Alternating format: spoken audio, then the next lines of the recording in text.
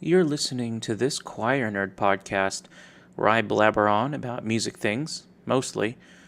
I'm your host, Mark Davin.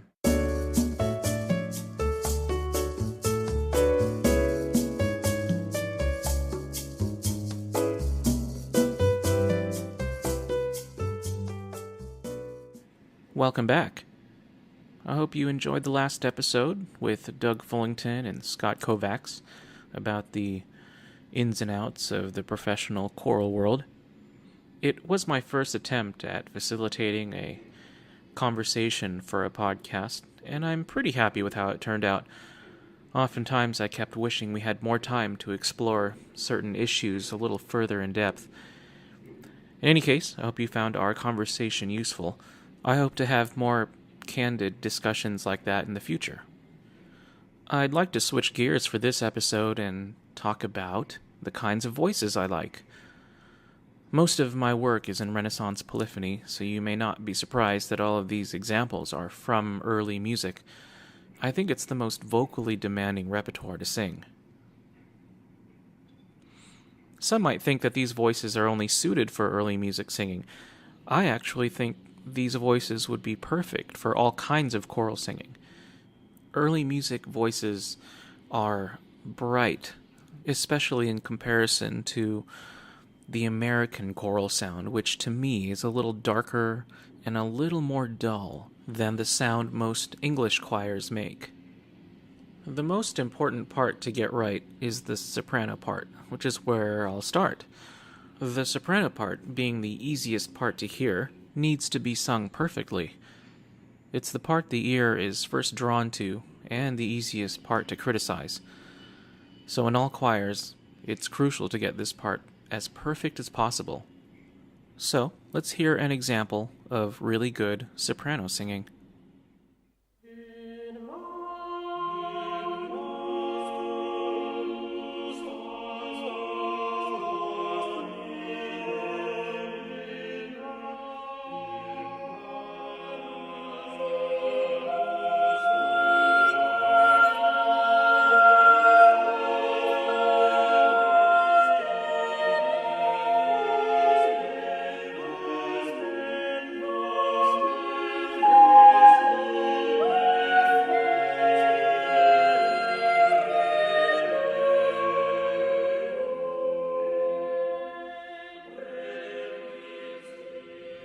This is the opening to Tallis's In Manus Tuas, sung by the Tallis Scholars.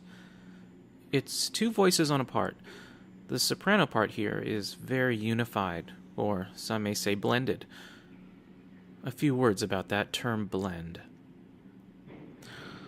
Some of you might know that I don't really like this term, and it's because when directors say, "Hey, you there, blend with each other," the method of achieving this blend is often done through focusing on matching vowels and singing quieter. It might be where this classic American dark sound comes from. This term blend has nearly nothing to do with matching vowels and volume, and all to do with matching pitch. It's like 95% about matching pitch and 5% about vowel and volume. If you want to read up more about this theory of mine, go ahead and check out my blog post about it. It's called Choral Blend, a Better Way to Get It. So when approached with a blend problem, instead of saying, "Hey, blend with each other," it would be more accurate to say, "Hey, sing the same note." So instead of using the word blend, I've been trying to coin the term unified instead. Just another way of saying, sing the same note. It definitely feels a little pretentious at first, but I hope that will fade, especially if I can get some of you to use it too. Okay, back to the audio. You'll hear that the soprano part is very well unified, but what makes this bit absolutely stunning is what happens, for example, at the word spiritus. Let's hear it again, and listen to what the soprano sound does when it gets to that word spiritus as it descends.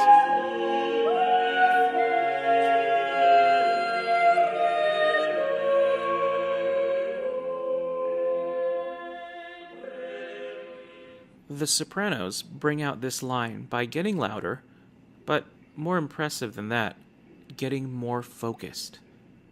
Did you hear that? The tone gets brighter, more pingy, and it is more than just getting louder. These sopranos are working in more overtones in order to bring out that part in this 5-part texture. Once your ear is used to this kind of thing, you'll notice that it happens everywhere in this phrase. And who are these sopranos? I believe they are Deborah Roberts and Tessa Bonner, the best pair of sopranos I have ever heard. Let's hear it one more time, the whole phrase.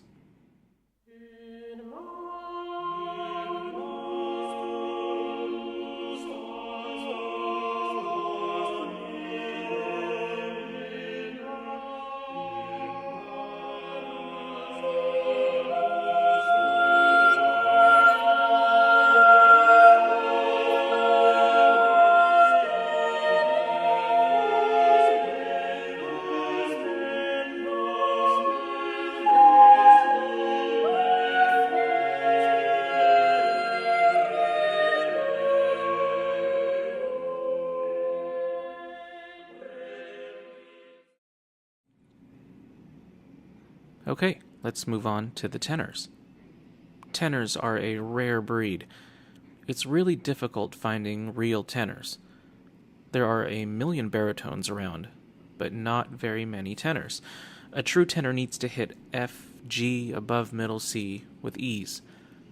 There should be some easy power in that range, and that sound should be both free of strain, but also not so light it sounds like an alto.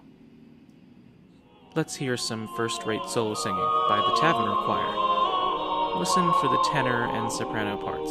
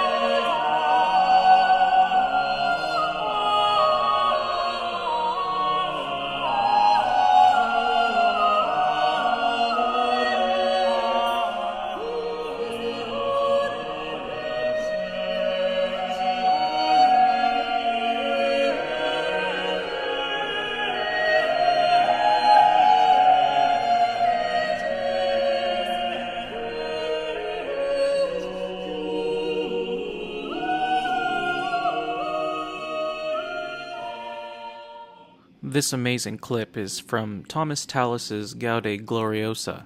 The tenor that first enters is the one and only Charles Daniels.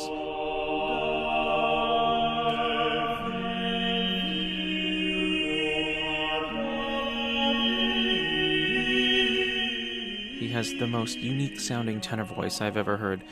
His voice sticks out in a crowd in a very, very good way. I'm most impressed with how much focus he can bring to every vowel. His high notes are both easy and powerful.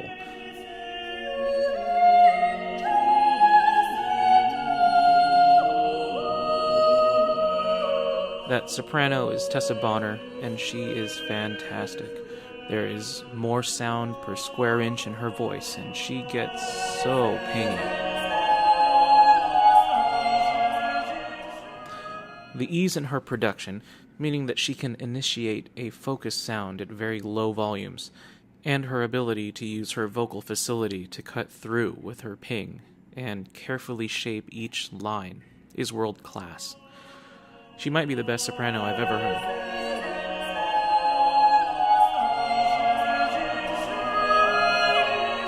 The second tenor that comes in is, I believe, Rufus Muller.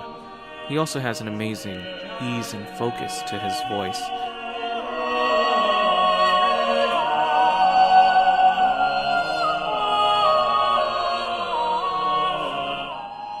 his high notes sound a little easier than Charles, if that's even possible. Still, two really great tenors.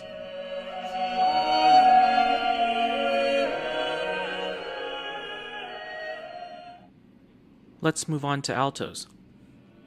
Here's a clip from the Taverner Choir's recording of Tallis' Lamentations 2.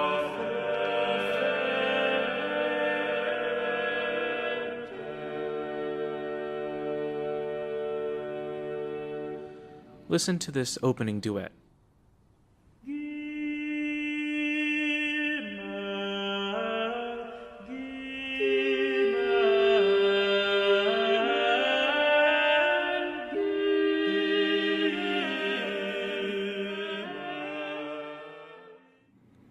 That was Charles Daniels and Caroline Trevor. Just so good. Caroline's voice is just as unique as Charles'. I've made a joke before that Caroline's voice sounds like a kazoo stuck in a paper bag. And I mean that in the best possible way. I love her voice. It sounds otherworldly. It has incredible focus, but also a bit of warmth, like what would happen if you mated a viola and a trumpet. Notice how her voice sounds even throughout her range. There's equal focus throughout. Many singers sound breathy down low, but then reach some area of focus in their mid to upper range.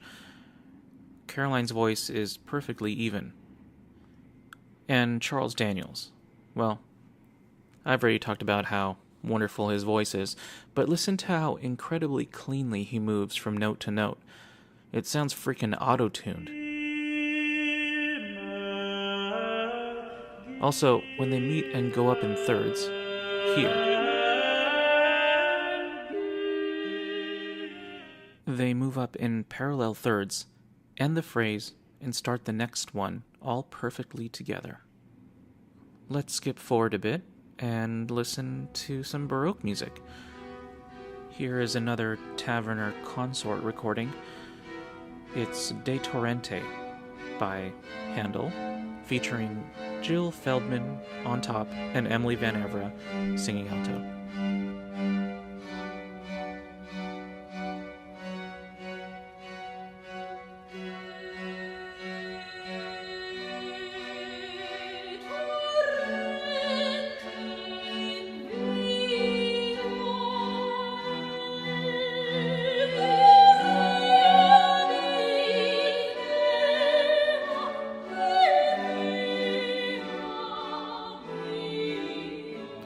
There's some seriously beautiful singing going on here.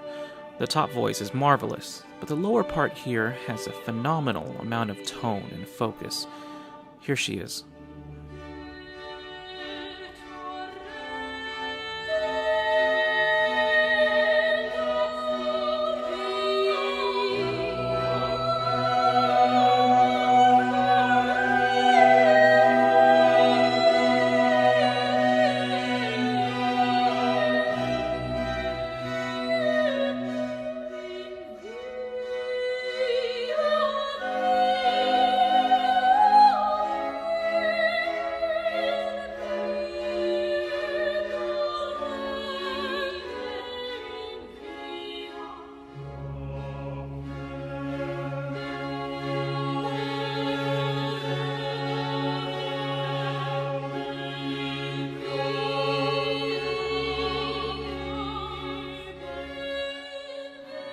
In this style of music, there are many stylistic decisions at play. When to use vibrato, when to let your voice cut through the texture, how to articulate. Here's another moment where Emily's demanding to be heard through the texture.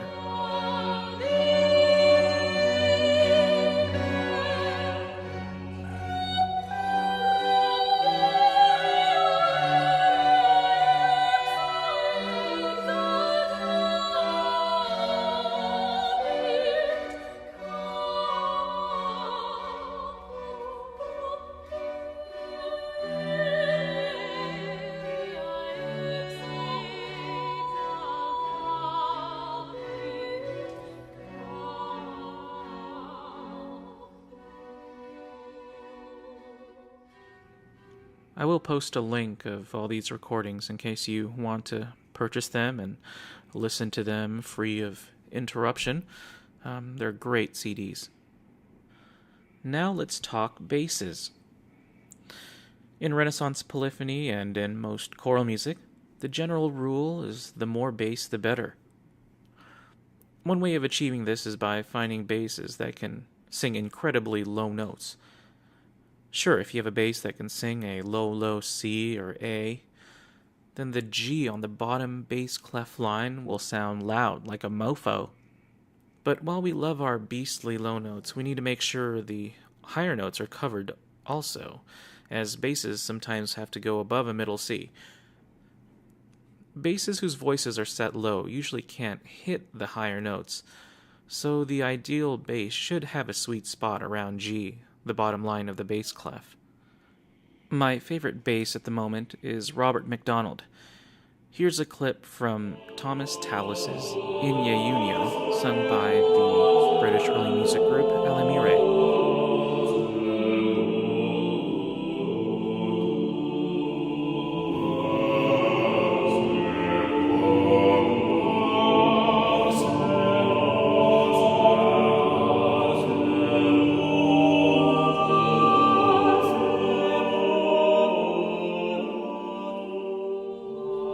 And in case that wasn't convincing enough to show you how much of a stud this dude is, check this out.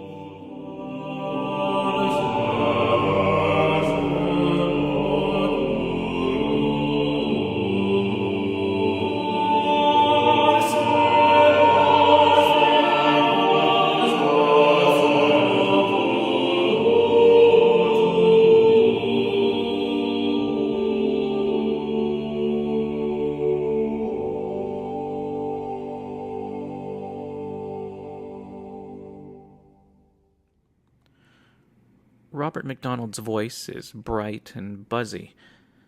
Having a bright bass sound is really important for keeping everything clear down in the basement. Low notes in anyone's range tend to sound woofy or too dark, which doesn't carry nearly as well as a bright sound. It's incredible hearing him live. It sounds like the room amplifies his bassiness, and his voice has a way of sounding richer the lower he goes. It's unreal. Finally, male altos or countertenors. These are men singing in the alto range, using their falsetto, head voice, or some mixture of the two. Not everyone likes the countertenor sound. Sometimes it can sound strained, breathy, or too foreign, or just weird. Another complaint is that countertenors tend to have a limited range. When they go too low, there is an audible gear shift into their chest voice, and they often can't sing much higher than the C above middle C. Some can, but I think they call themselves male sopranos. There are some groups that use male sopranos. The one that comes to mind is the group Chanticleer, an all-male group. I'm not totally sold on male sopranos. I don't think I've ever heard one yet that I think sounds better than a female soprano.